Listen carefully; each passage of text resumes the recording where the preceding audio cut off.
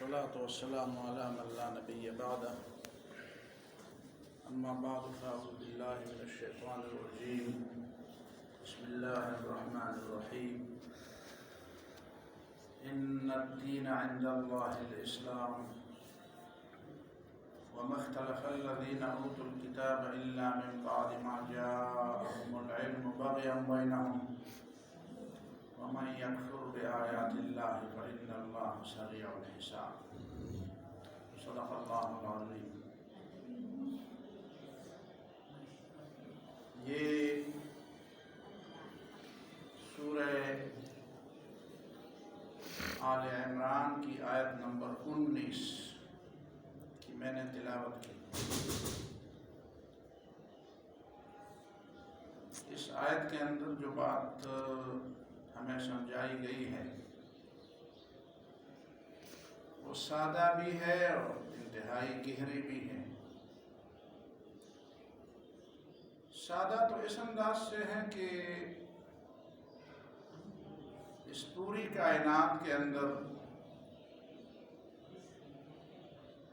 کوئی ایسی شخصیت، کوئی ایسا طبقہ، کوئی ایسا گروہ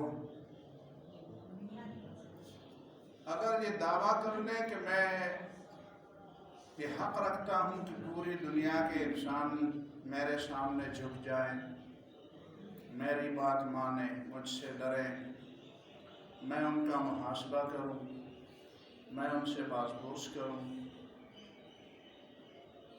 اور میں ان کو جزا اور سزا دوں، تو کسی بھی لحاظ سے اس کی بات ماننے کی نہیں ہے۔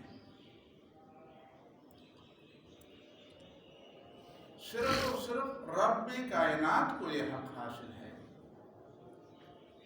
جو اس پوری کائنات کا خالق بھی ہے، مالک بھی ہے، حاکم بھی ہے، چلانے والا بھی ہے، اور سارے انسان اسی نے پیدا بھی کیے ہیں اور اسی کے سامنے انہوں نے واپس جانا بھی ہے،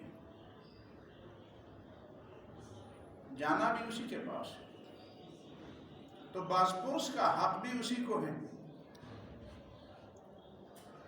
یہ حق بھی اسی کا ہے کہ لوگ اس کے سامنے جھک جائیں، اسی سے ڈرے بھی، اسی سے امیدیں بھی وابستہ کریں، اسی کی بات بھی مانیں، اسی کے حکم کے آگے سر جھکائیں، اسی کو اپنا آپ سپرد کر دیں، اسی پر اعتماد بھی کر دیں۔ یہ حق اللہ تعالیٰ کو پہنچتا ہے۔ یہ سادہ سی بات ہے، اس میں اتنی ایک سادہ ان پڑھ آدمی بھی اس بات کو سمجھ سکتا ہے، اس کے لیے بڑی ڈگریاں لینے کی ضرورت نہیں ہے۔ اور گہری بات اس انداز سے ہے کہ جب اس کو ہم کھولیں گے، اس کے تار و پود کھولیں گے ان جملوں کے، تو پھر سمجھ آ جاتی ہے کہ دلائل کا انبار اس کے پیچھے ہے،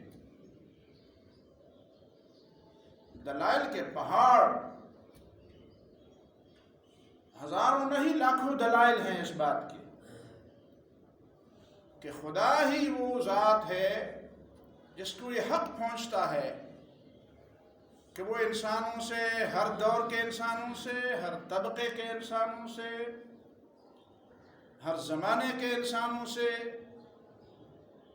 ہر علاقے کے انسانوں سے اپنی بندگی کرائے۔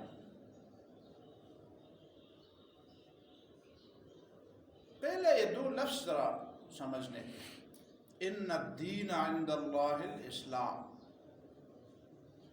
دین کیا چیز ہے اور الدین کیا چیز ہے، اسلام کیا چیز ہے اور الاسلام کیا چیز ہے۔ دین اطاعت کو بھی کہتے ہیں، فرمان برداری، کسی کی بات ماننا،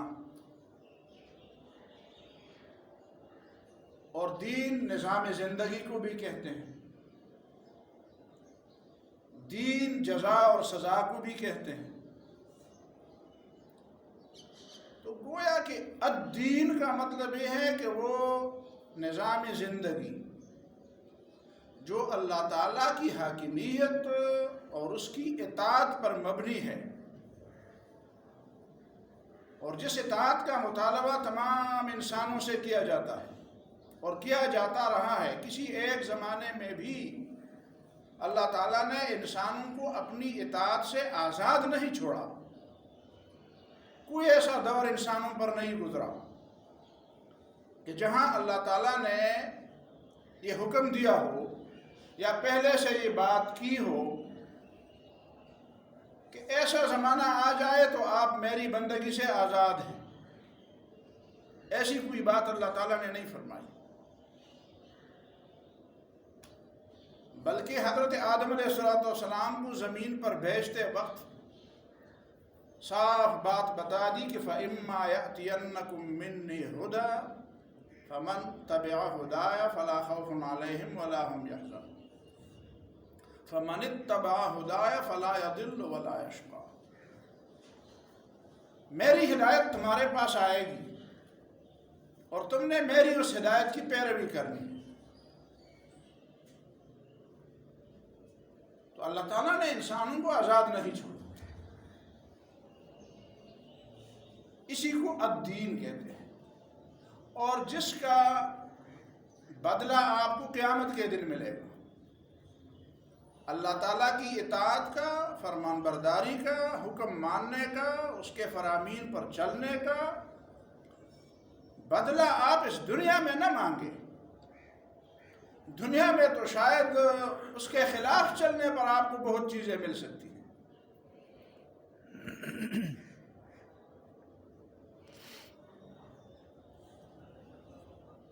جو کچھ آپ کو ملنا ہے تو آخرت میں ملے۔ اسلام کا مطلب کیا ہے؟ اسلام سلم سے ہے، سلم کا معنی ہے سلامتی، صلح، امن و سلامتی، آشتی۔ اس کے معنی میں ہے سرنڈر ہونا، کسی کے آگے اپنا اختیار چھوڑ دینا، اپنے اختیار سے دستبردار ہونا، دستبردار، ہینڈز اپ۔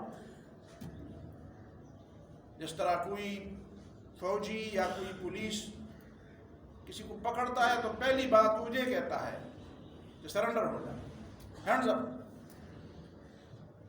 اپنا اسلحہ زمین پر رکھ دو، ہاتھ اٹھاؤ۔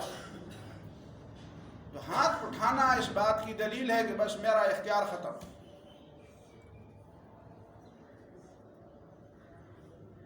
اور حوالگی بھی اس کا معنی ہے کہ میں نے اپنے آپ کو تمہارے حوالہ کیا ہے۔ تو الاسلام کا معنی یہ ہے کہ بندہ اپنی مرضی سے، اپنی خوشی سے، اپنی آزاد مرضی سے، اپنے اختیار سے اللہ تعالیٰ کے سامنے اپنے اختیارات اور چوائس سے دستبردار ہو جائے کہ میرے مولا جہاں پہ تمہاری چوائس آتی ہے، جہاں پہ تمہاری مرضی آتی ہے تو میں اپنی مرضی سے دستبردار ہو جاتا ہوں۔ ہاں جہاں پہ تم نے مجھے آزاد چھوڑا ہو، ایک فریم کے اندر، مستقل طور پر تو آزاد نہیں چھوڑا، ایک فریم کے اندر، ظاہر ہے نا کہ آپ مثال کے طور پر دنیا میں کون سا ذریعہ معاش اختیار کرتے ہیں، کہاں پہ رہائش اختیار کرتے ہیں، کن لوگوں کے ساتھ رشتہ ناتا جوڑتے ہیں یا نہیں جوڑتے۔ کئی چیزوں میں انسان کو اللہ تعالیٰ نے جو اصل فریم ہے اس کے اندر اس کو تھوڑی سی آزادی بھی دی ہے، لیکن جہاں پہ اللہ تعالیٰ کی بات ہوتی ہے تو اپنے بات سے دستبردار ہو جاتا ہوں، میں اپنے آپ کو آپ کے حوالے کر دیتا ہوں، میں سرنڈر ہوتا ہوں، میں فلی اپنا آپ کے حوالے کر دیتا ہوں۔ یہ ہے الاسلام۔ تو اس جملے کا سادہ مطلب ہوا کہ اللہ تعالیٰ کے نزدیک زندگی گزارنے کا طریقہ انسانوں کے لیے وہی ہے جس میں انسان اپنا آپ اپنے رب کے حوالے کر۔ اور ظاہر ہے کہ رب کے حوالے کرنے کا مطلب یہ ہے کہ وہ نظام جو اللہ تعالیٰ نے بھیجا ہے پیغمبروں کے ذریعے، تو اس اس نظام کو ماننا بھی پڑے گا اور اس نظام کے مطابق اپنی زندگی بھی گزارنی پڑے گی اور اس پر ایمان بھی رکھنا ہوگا۔ ظاہر ہے کہ ایسی صرف زندگی اس کے مطابق گزاریں گے اور دل میں اس کے عقیدہ نہ ہو تو پھر اس پہ تو کچھ بھی نہیں ملے گا، کچھ بھی نہیں ملے گا۔ تو تب ملے گا جب آپ کا دل اس بات پر مطمئن ہو کہ ہاں اللہ تعالیٰ کے بارے میں جو میں نے جو فیصلہ کیا وہ درست بھی ہے اور مجھے اس پہ اجر بھی دے گا۔ یہ ایمان ایسا ہے جس طرح آپ ایک ملازم کسی ادارے کے ساتھ کوئی ایگریمنٹ سائن کرتا ہے یا کوئی طالب علم کسی کالج یا یونیورسٹی میں داخلہ لیتا ہے، تو آتے جاتے تو بہت لوگ ہیں۔ جس ادارے میں کوئی آدمی ملازم ہے اس ادارے میں تو بہت سے لوگ آتے جاتے ہیں، لیکن ان کو تنخواہ نہیں ملتی۔ تنخواہ اسے ملتی ہے جو اس ادارے کا ملازم ہو جس نے ایگریمنٹ سائن کیا ہو، یا جو طالب علم 4-5 سال ایک ادارے میں آتا جاتا رہے اور اس نے داخلہ لیا ہو تو اسے ڈگری ملتی ہے۔ بہرحال فیل پاس ہونے کا خطرہ تو ہوتا ہے لیکن ڈگری مل جاتی ہے تو پابندی کر لے۔ اور ساتھ کوئی دوسرا آدمی بھی 10 سال آیا جائے جس طرح دوسرے لوگ آتے جاتے ہیں، وہ 5-6 سال کے بجائے 10 سال آتا جاتا رہے لیکن اس نے داخلہ نہ لیا ہو تو اسے کچھ بھی نہیں ملتا۔ تو ایمان جو ہے وہ اللہ تعالیٰ کے ساتھ بندگی کا ایگریمنٹ سائن کرنا ہے یا شاگردی کا ایک ایگریمنٹ سائن کرنا۔ میں آپ کے شاگرد ہوں، آپ جو کہیں گے میں مانوں گا، میں آپ سے سیکھوں گا۔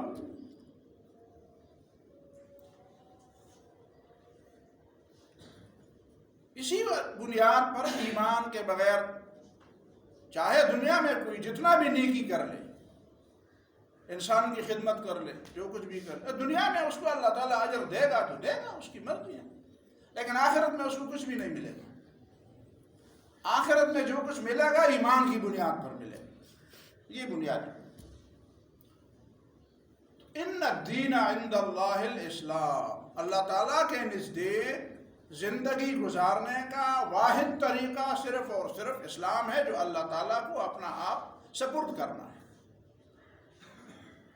اب سوال پیدا ہوتا ہے اور اللہ تعالیٰ نے اس سوال کا جواب دیا کہ لوگ تو اس بات سے اختلاف کرتے ہیں اور علم والے اور کتاب والے بھی اختلاف کرتے ہیں۔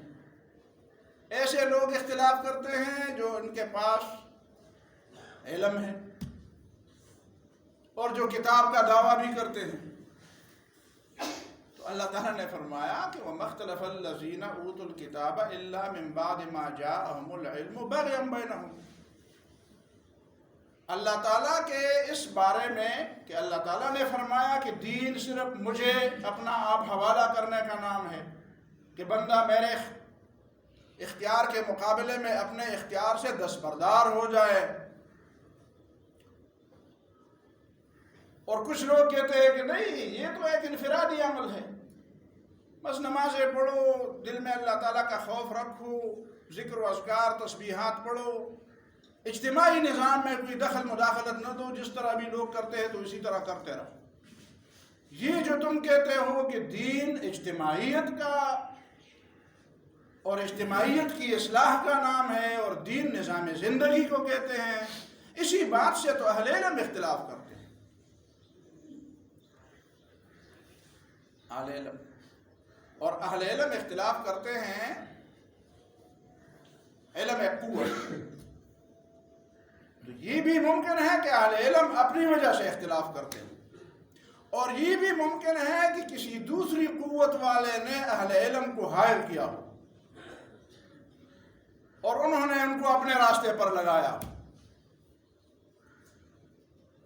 اور خدا سے جزا لینے کے بجائے ان علم والوں کے دماغ میں یہ بات بیٹھ گئی ہو کہ پتہ نہیں آخرت میں کچھ ملے گا تو ملے گا، نہیں ملے گا، وہ چلو غفور الرحیم ہے، ادھر بھی کچھ دے دے گا، لیکن ہمیں تو دنیا کی ضرورت ہے، دنیا کی ضرورت ہے۔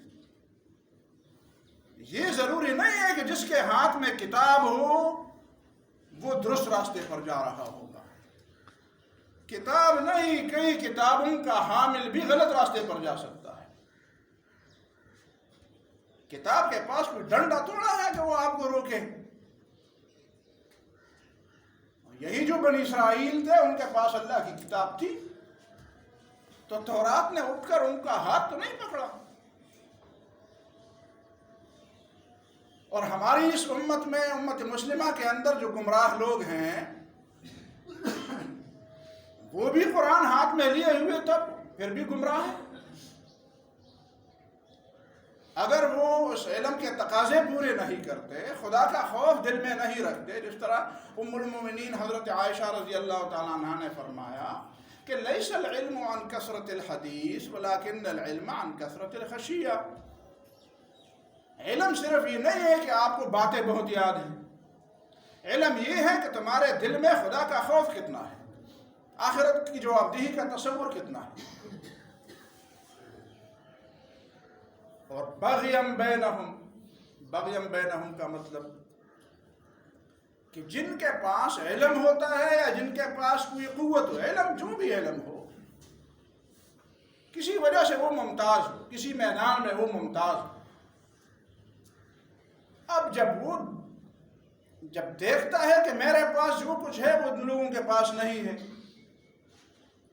چاہے وہ علم ہو، چاہے وہ عہدہ ہو، چاہے وہ قوت ہو، چاہے وہ جو چیز بھی ہو جو آپ کو زیادہ ملی ہو دوسروں کے بنسبت، اس میں ایک مسئلہ پیدا ہو جاتا ہے۔ وہ مسئلہ یہ ہے کہ میں دوسروں سے ممتاز ہوں، بالاتر ہوں، تو میرے حقوق بھی دوسروں سے زیادہ ہونے چاہیے،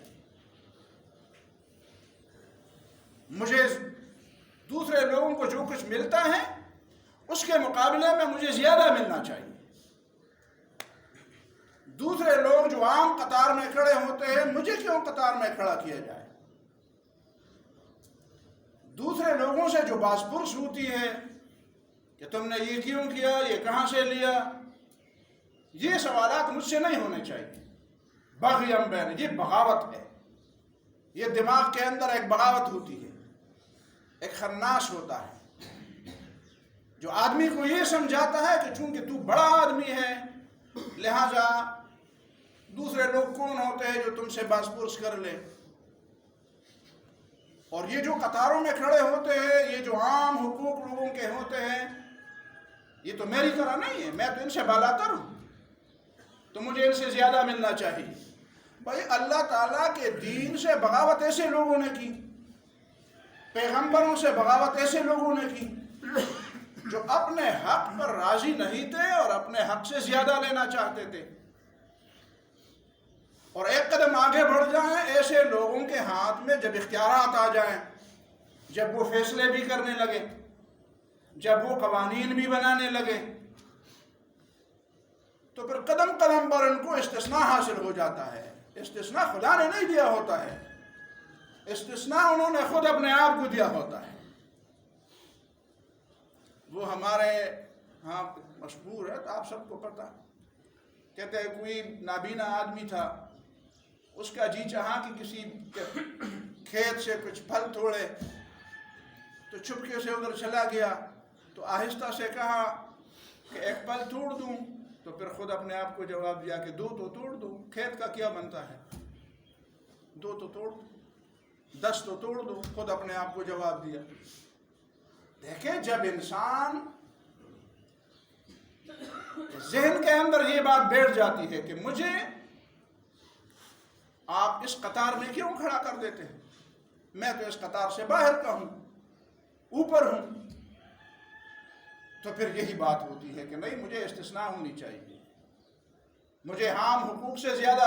یہی باتیں ہیں، آپ میراث کے مسئلے پر دیکھیں، عرب کے کچھ قبیلے کہتے ہیں ہمارا ایک آدمی مار ہو گئے تو ہم تمہارے 10 ماریں، اس لیے کہ ہمارا ایک آدمی اور تمہارا 10 برابر ہے۔ اللہ نے فرمایا النفس ان النفس بالنفس وَكَتَبْنَا عَلَيْهِمْ فِيهَا أَنَّ النَّفْسَ بِالنَّفْسِ، جان وہ بھی ہے اور جان ہی بھی ہے۔ یہ بات تمہارے اندر، تمہارے دماغ کے اندر شیطان نے بٹھا دی ہے کہ تم دوسرے انسانوں سے بڑھ کر۔ معاذ بن جبل رضی اللہ تعالیٰ عنہ، ایک آدمی اس سے پوچھتا ہے، مولانا ابوالکلام آزاد نے بھی خلافت کے بارے میں ایک بہت بڑی لمبی بحث کی ہے، دوسرے لوگوں نے بھی کی ہے، لیکن وہ کوٹ کیا ہے۔ معاذ ابن جبل اس نے کہا تمہارے ہاں حکمرانی کا طریقہ کیا ہے؟ اس نے کہا ہمارا حکمران چوری کرے گا تو ہم اس کا ہاتھ کاٹیں گے۔ وہ جو اوپر جگہ پہ بیٹھا ہوتا ہے یہ ایک انتظامی معاملہ ہے، وہ ہمارا مالک نہیں ہوتا، ہم اس سے باسپرد کر سکتے ہیں۔ وہ ٹھیک راستے پر جا رہا ہے تو ہم اس کی اطاعت کرتے ہیں، احترام کرتے ہیں۔ وہ غلط راستے پر جا رہا ہو تو ہم اس کو روکتے ہیں، اس کے لیے کوئی امتیازی خصوصیت نہیں ہے۔ یہ بات رسول اللہ صلی اللہ علیہ وسلم نے فرمائی جب فاطمہ بنت قیس، فاطمہ مخزومیہ، بنو مخزوم قبیلہ بہت بڑا قبیلہ ہے، اس قبیلے کی ایک عورت تھی جس نے چوری، اور لوگ سفارشیں کرنے لگے تو اتفاقاً اس کا نام بھی فاطمہ تھا۔ تو نبی صلی اللہ علیہ وسلم غصہ ہوئے، فرمایا کہ یہ تو فاطمہ مخزومیہ ہے، اگر فاطمہ ہاشمیہ جو میری بیٹی ہے، لو ان فاطمہ بنت محمد سرقت لقطعت یدہا، محمد کی بیٹی فاطمہ چوری کر لے گی میں اس کا بھی ہاتھ کاٹوں۔ بغیم بینہم نہیں چلے گا یہاں پہ، بغیم بینہم۔ آخر میں ایک دو باتیں عرض کروں۔ انسان اپنے آپ پر بھی ظلم کرتا ہے اور دوسرے انسانوں پر بھی ظلم کرتا ہے اگر وہ خدا کے قانون اور ضابطے کے مقابلے میں خود ضابطہ بنانے کی اس کے دماغ کے اندر یہ خناس بیٹا ہو کہ میں ہی ضابطے بناؤں لوگوں کے لیے۔ تم اپنے اوپر بھی ظلم کرو گے اسی لیے کہ یہ تمہارے کرنے کا کام نہیں ہے۔ اس کے لیے انسان کے زندگی کے تمام پہلوؤں کا جو علم چاہیے وہ تمہارے پاس نہیں ہے۔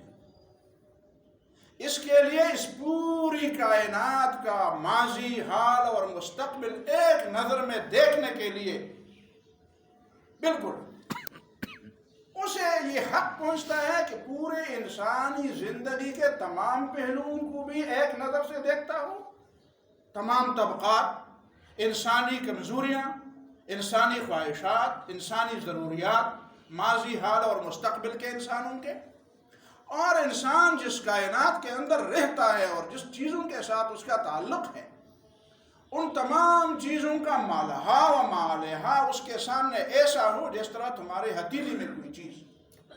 یہ علم انسانوں کے پاس نہیں ہو سکتا، نہیں ہو سکتا۔ لہذا کسی انسان پر، کسی انسانی گروہ پر، کسی انسانی طبقے پر اگر یہ ذمہ داری ڈالی جاتی ہے کہ وہ دنیا کے انسانوں کے لیے ضابطہ بنائے، یہ ان پر بھی ظلم ہے اور دوسرے انسانوں پر بھی ظلم ہے۔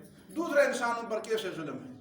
دوسرے انسانوں پر اسی لیے ظلم ہے کہ دوسرے انسان اور اس انسان کے درمیان کیا فرق ہے؟ اسے کیوں حق پہنچتا ہے؟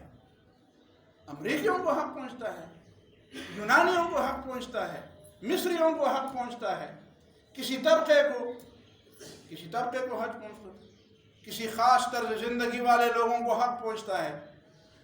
جو بھی یہ حق لے گا لازماً وہ اپنے لیے کچھ نہ کچھ امتیازات، کچھ نہ کچھ استثنائیں، کچھ نہ کچھ زیادہ حقوق وہ اپنے آپ کو اور اپنے طبقے کو دینے کی کوشش کرے گا، باقی انسانوں پر ظلم کرے گا۔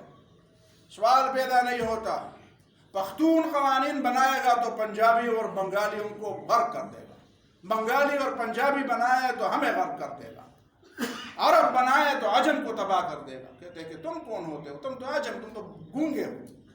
عجم بنائیں گے تو عربوں کا لحاظ نہیں رکھیں گے۔ یہ اس ذات کا کام ہے جس کا کسی طبقے کے ساتھ کوئی تعلق نہیں، جس نے کسی سے لینا دینا نہیں ہے، جس کا کسی قانون میں کوئی مفاد نہیں ہے، کوئی فائدہ اس کی طرف راجع نہیں ہے۔ اور آخری بات سے آخری بات میں اور عرض کر دوں، جب اس دنیا کے اندر بات ہوتی ہے نا تو ایک نیا دین آ گیا ہے۔ میں نے کئی دفعہ اس پہ بات کی ہے، نیا دین آ گیا ہے، انسانیت۔ کہتے ہیں جی انسانیت سارے دینوں سے بڑا دین ہے، لیکن مجھے یاد ہے پچھلے کئی سالوں سے ایسا ہوا تھا امریکہ میں، کچھ لوگ کارخانوں میں مزدوری نہیں کر سکتے تھے تو کارخانے والے اس کو استحصال کرتے تھے، استحصال، ایکسپلائٹیشن، کہ نہیں اتنی مزدوری تمہیں دیں گے اور لوگ بھوکے تھے تو بھوک کے مارے لوگ کرتے تھے مزدوری. کچھ لوگوں نے کہا یار ہم صرف بھوک کے مارنے کے لیے بھوک مٹانے کے لیے تو پوری دن مزدوری نہیں کر سکتے. تو وہاں پہ کچھ مسلمان تھے, انہوں نے ان کے لیے کھانے کا بندوبست کر دیا. ان کو مفت کھانا دیتے تھے. وہ کارخانے والے چلے گئے عدالت, اور عدالت میں رٹ دائر کی کہ یہ لوگ بڑے برے لوگ ہیں اس لیے کہ انہوں نے ان کے لیے روٹی کا انتظام کیا ہے, اور اگر یہ لوگ روٹی کا انتظام نہ کریں ان غریبوں کا تو یہ ہمارے کارخانے میں مزدوری کر لیں. اب ہمارے کارخانے تو بند ہو رہے ہیں اس لیے کہ روٹی کے لیے مزدوری کرتے تھے اور روٹی ان کو مفت میں مل رہی ہے, تو ان کے خلاف ایکشن لیا جائے. اس وقت لوگوں کو انسانیت نظر نہیں آتی. مجھے پتہ ہے یورپ کے اندر بے شمار لوگ اسی طرح فٹ پاتھوں پر, صرف ہندوستان میں نہیں, ہم تو ہندوستان کی باتیں کرتے ہیں, ہندوستان میں نہیں, یورپ میں بھی ایسا ہے. اچھے بھلے انگریز لوگ جو وہاں کے انگریز ہیں جو وائٹ کلر والے ہیں وہ بھی بھیک مانگتے ہیں. تو وہ جو بھیک مانگنے والے ہیں اس وقت آپ کو انسانیت نظر نہیں آتی. لیکن جہاں بات دین کی ہوتی ہے, جہاں پہ بات اسلام کی آ جاتی ہے تو لوگوں کو انسانیت اچھا اس انسانیت کو آپ اسلام کے مقابلے میں لاتے ہیں تو انسانیت آپ کو دی کس نے ہے؟ انسانیت کو جو بلند شرف اور جو بلند مقام اور مرتبہ دیا ہے یہ دیا کس نے ہے؟ اور میں یہ بات پھر دہرا دیتا ہوں کہ قیامت کے دن اللہ تعالیٰ دو باتوں کی سزا دیتا ہے انسان کو. ایک اس بات کی سزا دیتا ہے کہ بندے تو نے مجھے کیوں نہیں پہچانا, تمہیں نظر نہیں آتا تھا کہ یہ کائنات بھی چلا رہا ہے. جو خدا کو نہیں پہچانے گا اس کو جہنم کی سزا. اور دوسری سزا انسان کو اس بات کی دی جائے گی کہ انسان تو نے اپنے آپ کو کیوں نہیں پہچانا. میں نے تمہیں خلیفہ بنایا تھا, میں نے فرشتوں کو حکم دیا کہ اس کے سامنے سجدہ کرو, اتنا بڑا مقام اور مرتبہ میں نے تمہیں, اور تم یا خدا بن بیٹھے تھے, جعلی خدا بن بیٹھے تھے جبکہ تو خدا تھا نہیں, اور یا اپنی انسانیت کے مقام سے بھی نیچے گرے تھے, شیطان نے تمہیں نیچے گرایا. میں نے جس مقام پہ تمہیں رکھا تھا تم اس مقام سے نیچے کیوں گرے یا اس سے اوپر کیوں گئے؟ تمہیں اس مقام پہ ہونا چاہتے, اسی لیے انسان کو سزا دی جائے گی. اسی لیے قرآن نے فرمایا کہ ان الدین عند اللہ الاسلام, اللہ کو اپنا آپ سپرد کر دو, اللہ کے سامنے سرنڈر ہو جاؤ. یہ ہے زندگی گزارنے کا طریقہ, یہ ہے علم کا طریقہ, اور یہ ہے عقل کا تقاضا. وآخر دعوانا